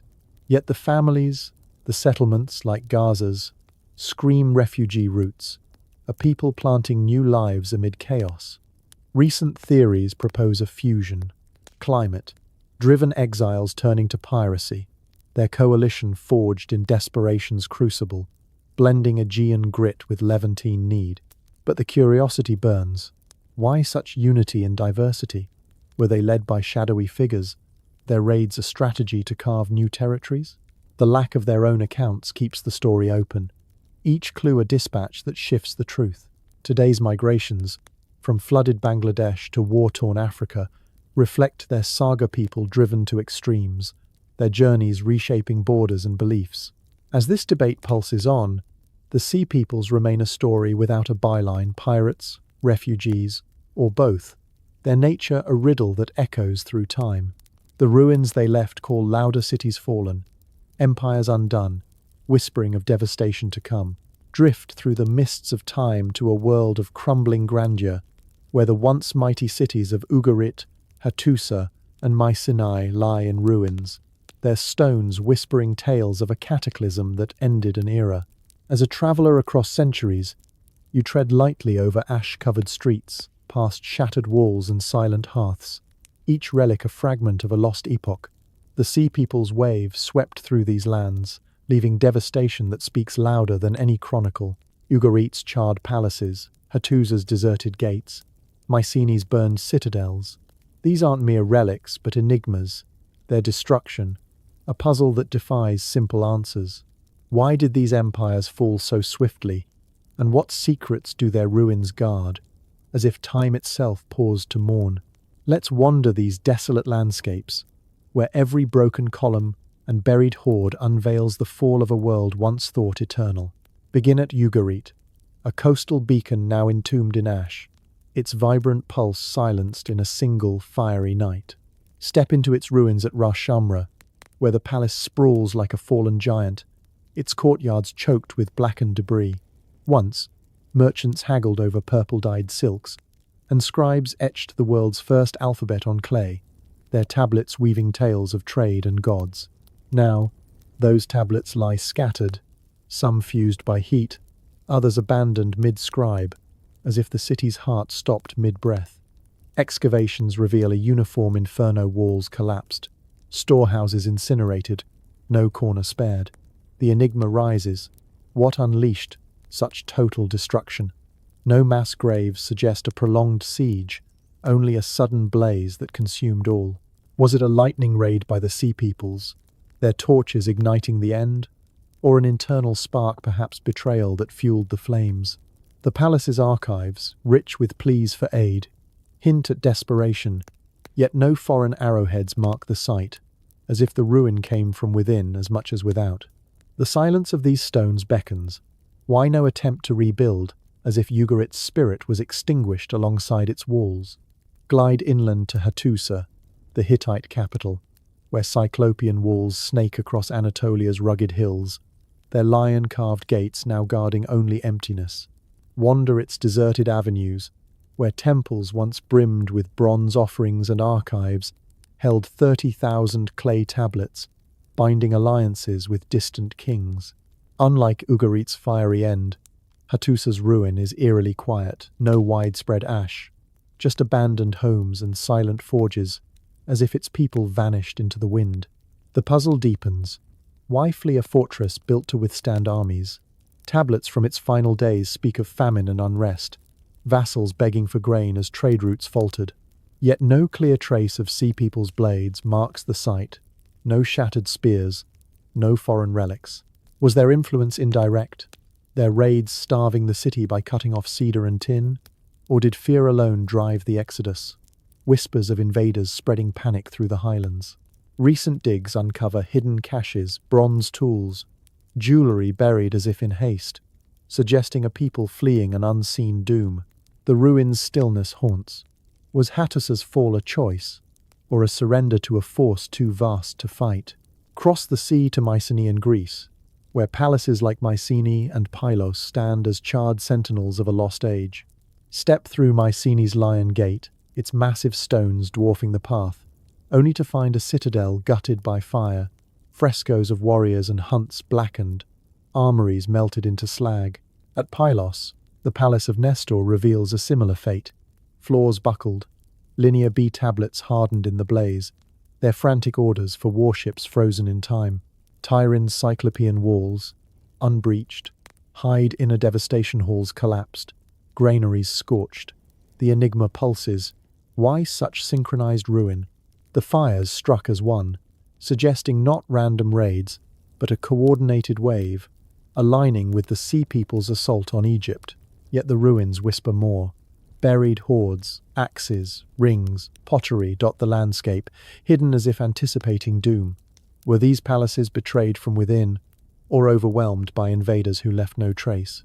The tablet's final words, calls for coastal defenses, suggest a desperate stand, yet the flame's uniformity hints at a force that struck with precision, as if targeting the heart of Mycenaean power. These ruins, Ugarit's smouldering grave, Hattusa's ghostly void, Mycenae's fiery scars form a tapestry of collapse, each site a chapter in a saga of sudden endings. Ugarit's blaze severed trade's lifeline, Hattusa's desertion dissolved an empire's core, Mycenae's fall plunged Greece into a dark age. The curiosity burns. Why such targeted devastation? No single siege explains the scale. Ugarit's lack of battle scars, Hattusa's empty streets, Mycenae's buried wealth suggest a collapse too swift, too complete. Were the sea peoples the sole architects, or did internal cracks, famine, rebellion aid their wave? Recent finds deepen the mystery. Ugarit's unopened chambers hint at sealed archives. Hattusa's hidden tunnels suggest escape routes. Mycenaean hoards point to foreknowledge of ruin. These cities didn't just fall, they were unmade. Their stones a testament to a force that broke not just walls, but an era's spirit. As we drift from these shattered realms, the ruins stand as silent narrators, their collapse a prelude to a new dawn. How did the sea peoples wave birth lasting legacies in Canaan's reborn lands?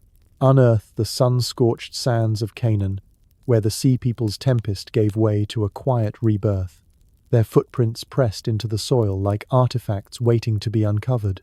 Gaza's bustling ports and Ashkelon's coastal mounds, once scarred by chaos, now cradle new foundations, as invaders turned settlers built lives from the wreckage.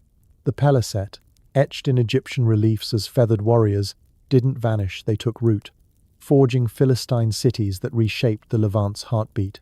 As we excavate these layers, brushstroke by brushstroke, we'll uncover the enigma of their transformation. Pottery blending distant seas with local clay, homes rising with alien designs, rituals weaving old gods into new. How did these raiders become architects of a new dawn, and what clues in their settlements reveal a culture reborn from ruin? Let's dig into this ancient site, where each shard tells a story of resilience and reinvention.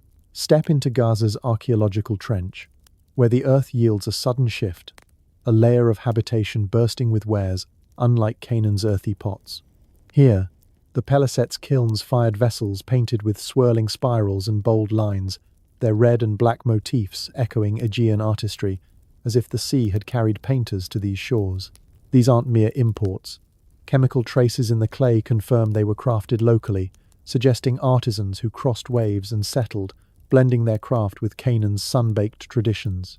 At Ashkelon, homes rise with open courtyards, their layouts mirroring Mycenaean palaces' wide, airy spaces where families gathered, a stark contrast to the tight mud-brick dwellings of local clans. The enigma surfaces. How did they adapt so swiftly, transplanting architectural blueprints across seas? Excavations reveal hearths filled with unfamiliar residues, pork bones, a dietary shift taboo to Canaanites but common in distant lands, marking a people rooting their tastes in new soil. These settlements weren't haphazard, they were deliberate, a cultural mosaic taking shape with every brick laid.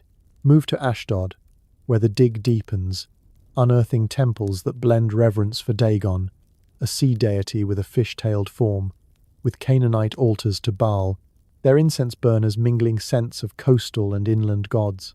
Ritual vessels, etched with hybrid motifs, waves curling into floral blooms, suggest ceremonies that fused horizons, as if the Peliset wove their seafaring myths into local lore. This blending fascinates. Why such fluid integration? At Ekron, storage jars and olive presses signal a thriving economy, reviving trade routes the sea people's wave had severed. These jars, once purely Aegean in style, evolve into Philistine forms, rounder, adorned with local patterns showing a culture not clinging to the past but adapting to its new home. The intrigue grows. What drove this reinvention? Were they guided by a shared vision, a need to rebuild stronger than before, or an instinct to merge for survival? The layers reveal a shift. Early settlements, heavy with foreign flair, give way to a distinct Philistine identity, as if they deliberately sculpted a new legacy. Beyond the Peliset, other tribes left subtler marks, their settlements like faint scratches in the earth. At Dor, the Jekka's presence flickers in a thin layer of pottery, its shapes echoing Aegean curves, but fired with local clay, suggesting a brief foothold that blended into Canaan's rhythm. Excavations uncover walls rebuilt from rubble, a sign of wanderers turning to builders, their economy intertwining with native markets.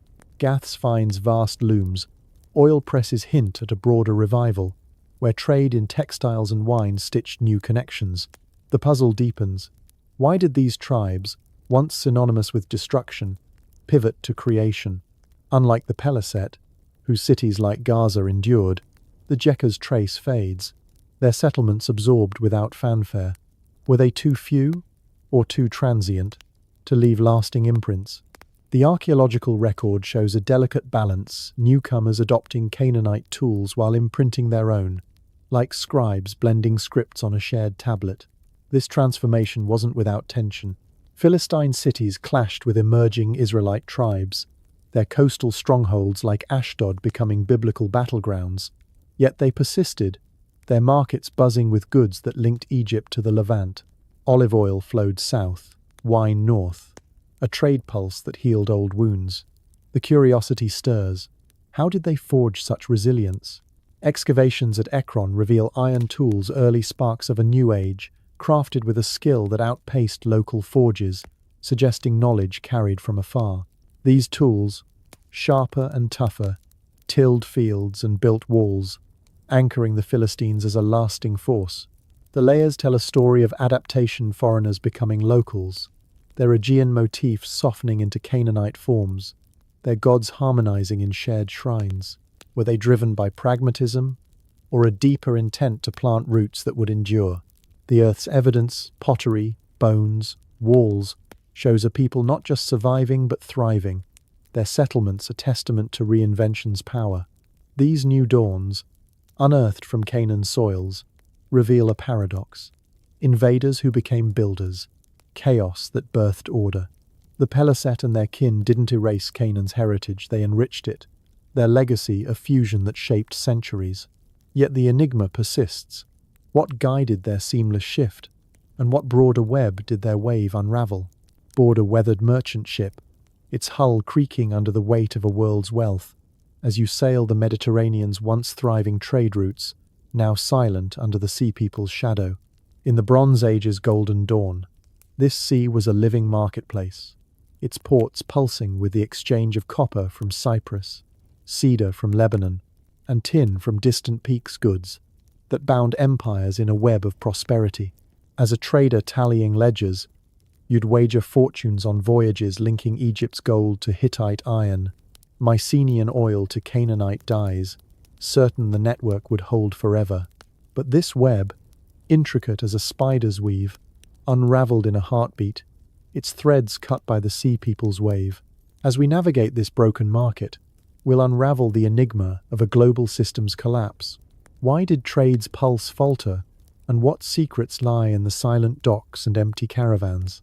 Begin at Ugarit's bustling quay, once alive with merchants haggling over purple textiles and glass beads, scribes logging shipments in a newborn alphabet. This port was a nexus, funneling cedar to Egypt and tin to Greece, each cargo a thread stitching empires together. But now, the docks lie deserted, their warehouses charred, tablets listing undelivered goods scattered in ash. The enigma stirs. What severed this vital artery? The sea people's raids struck like a blade, halting ships before they could unload, their torches turning Ugarit's wealth to smoke. Yet the collapse wasn't just fire. Trade routes across the sea faltered, as Cyprus's copper mines fell silent, their output choked by unseen hands. Without copper, bronze forges starved, leaving swords dull and plows idle. The trader's ledger notes the loss.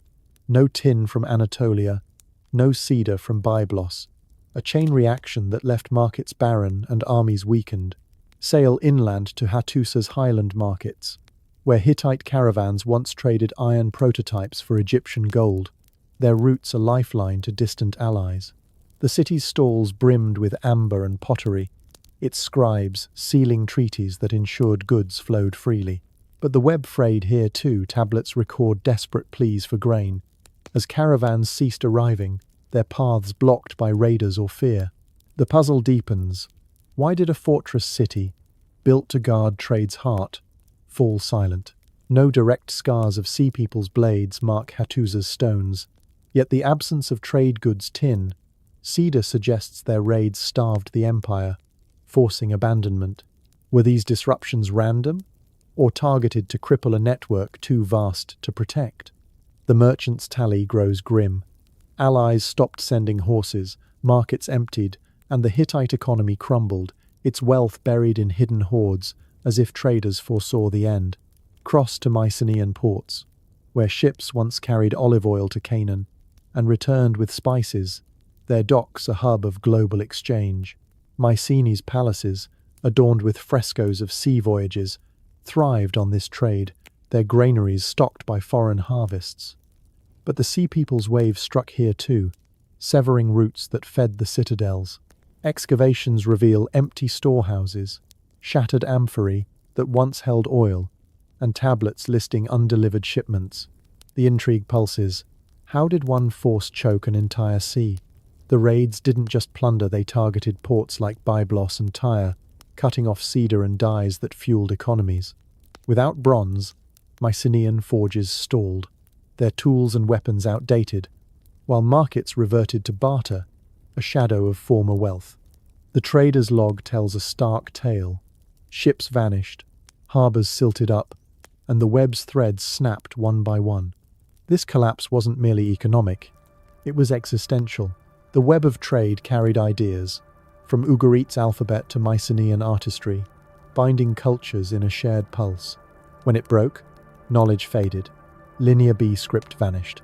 Hittite treaties dissolved, and Egypt's reach shrank. The enigma looms. Why no recovery? The Sea People's raids, though fierce, shouldn't have undone centuries of connection. Yet ports stayed silent, caravans halted, and empires turned inward. Were the invaders so precise? Targeting trade's lifelines, ports, mines, routes with a merchant's cunning?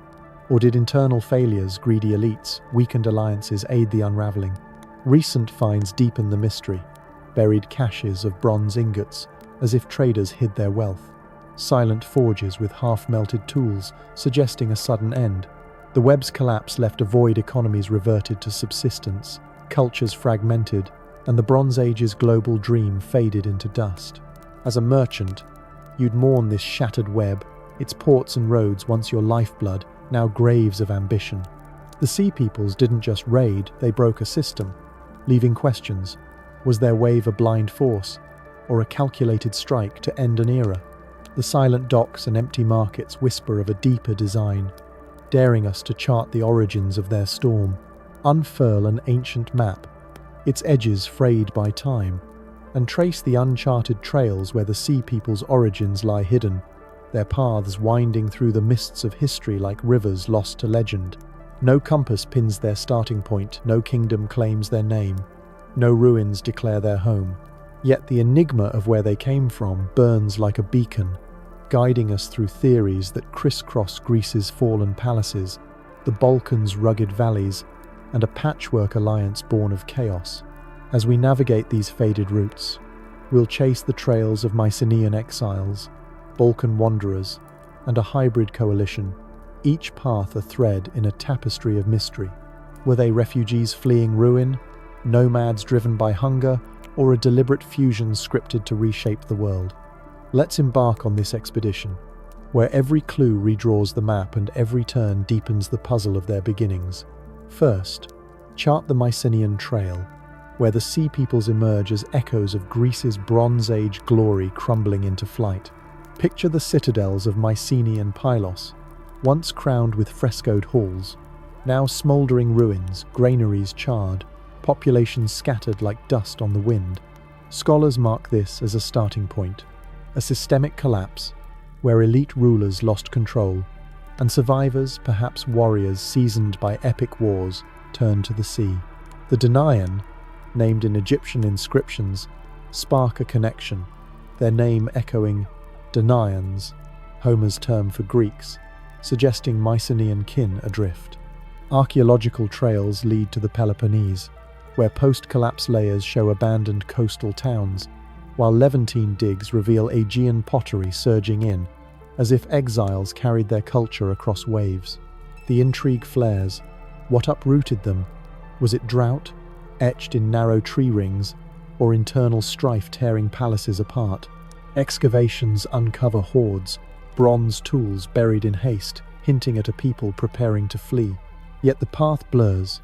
Why no Greek script among their traces? Were they a fragment of a larger exodus, their trail fading into the broader wave? Pivot north to the Balkan route, where the Sea People's origins twist through the Danube's misty valleys, a rugged frontier of nomads and clans pushed south like a river breaking its banks. This theory cast them as Dorian tribes or kin, driven by upheaval, shifting climates, drying pastures, feuds fracturing communities, forcing a migration through Macedonia into Greece and beyond. The map yields clues. Balkan settlements show disruptions, with pottery styles shifting and burials reflecting mobile lives. The Dorians, who later reshaped Greece, align with this timing, their arrival dovetailing with Mycenaean ruin. Recent excavations in the Danube basin uncover abandoned strongholds, their tools barbed javelins, sturdy shields mirroring Sea People's finds in the Levant. The enigma deepens. How did landlocked nomads master the sea? Were they drawn into maritime coalitions, perhaps by Aegean guides, their grit forged in northern hills blending with naval savvy? Genetic trails add layers. Levantine DNA reveals Balkan markers, faint in Philistine bones, suggesting northern blood flowed south. But anomalies' unexplained genetic variants tease at lost tribes, perhaps from flooded northern plains, merging into the surge. The path tempts. Were these wanderers opportunistic, or steered by a deeper current to join the wave? Now, redraw the map with the hybrid theory, where the Sea Peoples emerge not as a single stream but a confluence of currents. Mycenaean exiles, Balkan nomads, Anatolian outcasts, and Levantine drifters united by crisis. Egyptian lists Shurdan, Shekelesh, Peliset, Cheka, Dinyen, Lucca sketch a diverse coalition, each name a marker on a sprawling chart. Scholars see a temporary alliance, forged in the crucible of drought and quake, binding disparate peoples in a survival pact. Levantine digs yield mixed artifacts, Aegean pottery alongside Anatolian tools, Canaanite wares with foreign flourishes defying a single source. The puzzle intensifies. What welded such diversity into unity? Was it desperation or leadership from shadowy figures orchestrating a collective push? The Peliset's Philistine settlements, blending Aegean and local crafts, suggest a deliberate fusion, as if guided by a shared vision. Genetic maps complicate the trail. Balkan and Aegean strands intertwine in the Levant, but rogue markers defy known migrations, hinting at a broader net of wanderers. Were they a spontaneous gathering, or a crafted alliance meant to redraw the region's borders? Each trail Mycenaean flight, Balkan surge, hybrid confluence offers a glimpse, yet none fully lights the map.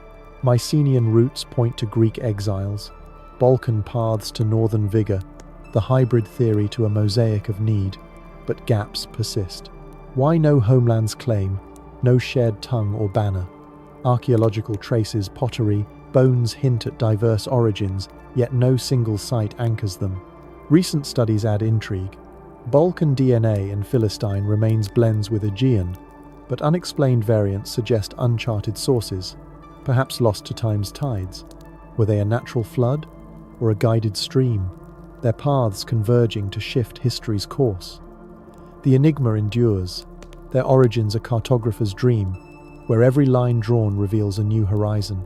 As we fold this ancient map, the trails lead to a darker force climate's unseen hand, shaping the mystery's heart. Step into the role of an ancient seer, your eyes scanning a sky-turned traitor, where clouds hoard their rains, and the earth groans under a merciless Sunday. The Mediterranean, once a cradle of verdant fields and bustling ports, now lies gripped by a relentless force climate's dark hand, weaving a tapestry of drought, quake, and famine that drove empires to their knees. As a prophet of the elements, you read the omens in cracked soils, withered groves, and trembling stones, each a portent of a world unraveling. The Sea People's wave rose from this crucible, their raids not born of whim, but of nature's wrath, a force that sculpted their destiny. As we decipher the signs etched in ice, wood, and bone, we'll unravel the enigma of a climate that turned predator, pushing tribes to sea and empires to ruin. What unleashed this elemental fury, and why does it feel like a divine decree? Peer into the frozen oracles of Greenland's ice and Anatolia's glaciers, where layers of frost preserve a grim prophecy. Dust, laden strata and isotopic shifts herald a drought that choked the Mediterranean's lifeblood. Rivers like the Nile shrank, their floods failing to nourish Egypt's fields, while Canaan's plains, once golden with barley, crumbled into dust. Lake sediments in the Levant reveal a dwindling pulse pollen scarce, signaling forests fading into scrub, a landscape gasping for breath.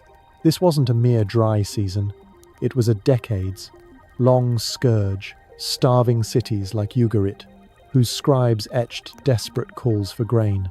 The enigma stirs. What triggered this relentless aridity? Ice cores whisper of atmospheric shifts, volcanic ash dimming the sun, or solar cycles cooling seas, strangling monsoons. Yet faint anomalies, chemical spikes in the ice, hint at rarer disruptions, perhaps meteors dusting the skies, aligning with myths of gods withholding rain. Was this a natural cycle, or a celestial omen, as if the heavens themselves turned against the earth? Turn to the wooden scrolls of ancient trees. Their rings a chronicle of seasons betrayed. Anatolian junipers, rooted near Hittite ruins, bear tight bands of stunted growth, each circle a testament to years without rain. These oracles reveal fields choked by dust, granaries emptied, and armies weakened by hunger. Hittite tablets echo this prophecy, recording vassals' pleas as harvests failed, their rebellion born of starvation.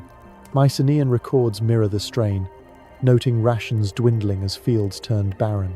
The portent unfolds. Why such a concentrated drought, as if nature targeted empires' hearts? Some rings hold subtle clues, traces of ash or mineral shifts, suggesting volcanic eruptions or cosmic debris altering the air. Ancient hymns speak of skies, weeping dust, as if priests foresaw a divine hand tilting the balance. Were these cycles of chance or a scripted calamity, urging tribes to abandon lands for the sea, descend to the earth's restless depths, where fault lines stirred like omens of divine anger? Ugarit's ruins show walls toppled by seismic fury, not swords, temples crushed, homes buried in an instant. Mycenaean Pylos bears fractured floors, its frescoes split as if by a god's wrath. Hattusa's stone gates, built to defy armies, cracked under tremors that shook faith as much as foundations. The puzzle deepens. Why did quakes align with drought's despair, as if earth and sky conspired?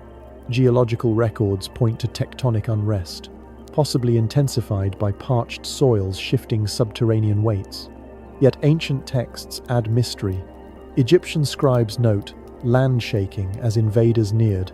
Hittite prayers beg for mercy from quaking gods. Were these tremors mere chance, or omens signaling a greater upheaval, as if the earth itself heralded the Sea People's rise? These elemental forces, drought, quake, famine, wove a deadly prophecy, each strand amplifying the others. In Canaan, pollen records show crops vanishing, forcing reliance on bitter roots, while skeletal remains reveal starvation's toll bones etched with hunger's mark. Ugarit's tablets lament villages emptying, their people flooding toward coasts in search of survival. Mycenaean scribes ordered defenses, sensing a tide of desperation. The Sea Peoples emerged here, their raids a response to a world where nature turned foe, pushing them to seize fertile shores. The enigma pulses. Why such a perfect alignment of calamities? Was this a random storm, or a divine script, as if the heavens orchestrated chaos to birth a new order? The Earth's testimony, ice, rings, bones, paints a saga of relentless wrath, yet its precision suggests a purpose, urging us to ask if climate was the sole driver or a tool in a greater design. As we close this prophecy of elements, the Sea Peoples stand as nature's instruments, forged in a crucible of calamity. But the omens linger. Why do their origins remain veiled, as if history itself guards their secret? Step into the dim halls of history, where the sea peoples linger as an unsolved riddle, their presence etched in fragments, yet cloaked in an impenetrable veil. Like a historian staring at a half-erased scroll, you grasp at clues, Egyptian inscriptions, scattered artifacts, ruined cities, but the full picture eludes, as if time itself guards their secret. No homeland claims their names, no chronicles bear their voice, leaving only echoes of their chaos in the Bronze Age's fall. Why do these invaders, who toppled empires, remain phantoms, their story obscured by silence and ambiguity? As we probe this enduring enigma, we'll unravel the reasons their identity slips through our fingers: biased records, absent self-told tales, and a diversity that defies a single truth. What forces, human or otherwise, kept their origins hidden? And why does their mystery endure like an unopened vault? Begin with the only lens we have: Egyptian records, carved on the Merneptah stele and Medinet Habu's walls, where the sea peoples Shurden, Peliset, Dinyen, and others emerge as foes vanquished by pharaohs. These inscriptions, crafted to glorify Egypt's might, paint them as barbarians from the sea, stateless and chaotic, with no lands or leaders named. The veil thickens. Why such vagueness from scribes known for precision? Hittites were tied to Anatolia, Libyans to the west, but the sea peoples? Merely "from the sea," a phrase that obscures more than it reveals. Was this deliberate, a propaganda tactic to diminish a threat that shook Egypt's divine order? Hittite fragments hint at unease, mentioning sea troubles without detail, as if allies shared the same reticence. The enigma stirs. Did scribes know more, suppressing truths, perhaps failed alliances, or a culture too formidable to name to protect Pharaoh's legacy? The stele's terse lines and Medinet Habu's vivid reliefs, while rich with battle scenes, offer no origins, as if history was edited to keep the sea peoples as faceless foes. The deepest void lies in their silence. No tablets, no inscriptions, no myths carry their own voice. Unlike the Hittites, whose 30,000 clay records detail treaties and wars, or the Mycenaeans, whose linear B tablets tally trade and defenses, the sea peoples left nothing. This absence haunts like a missing chapter. Why no mark of their own? Were they a coalition too fleeting to record, their unity born of crisis and dissolved in defeat? Or did their tales perish in the fires they ignited? Ugarit's archives burned, Hattusa's tablets scattered. The puzzle deepens. Could they have used perishable materials, wood, leather lost to time's decay? Excavations at Levantine sites yield no self-written clues, only foreign accounts, suggesting a people too mobile or too secretive to etch their saga. Recent digs uncover anomalies, untranslated marks on buried pottery, cryptic signs in coastal caches, but these fragments taunt more than they tell, as if the sea peoples evaded history's pen by design. Their diversity compounds the mystery, a tapestry of tribes that resists a single thread. Egyptian lists name Shurden, Shekelesh, Peliset, Jekka, Denyen, Luka, each distinct in gear and tactics, yet united in their wave.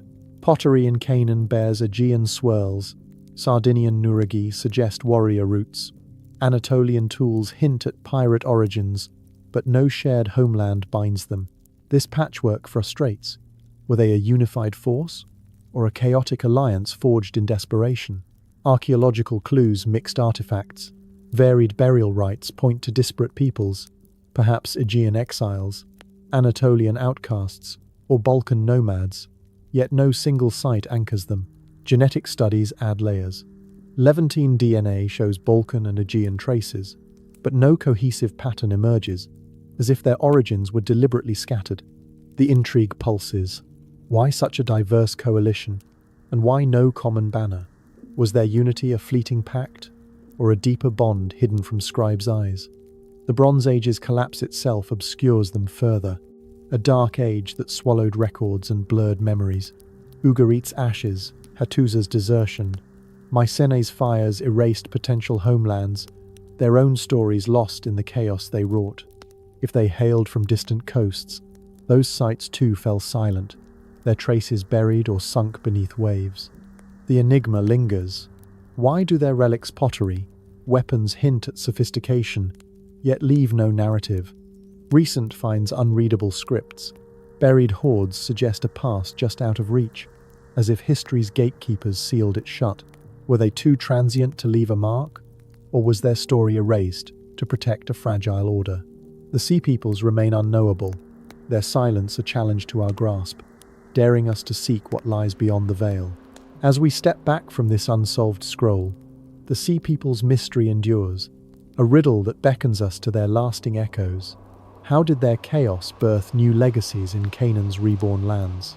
Wander with me through the twilight of history, where the echoes of the Sea Peoples reverberate like distant waves lapping at the shores of time.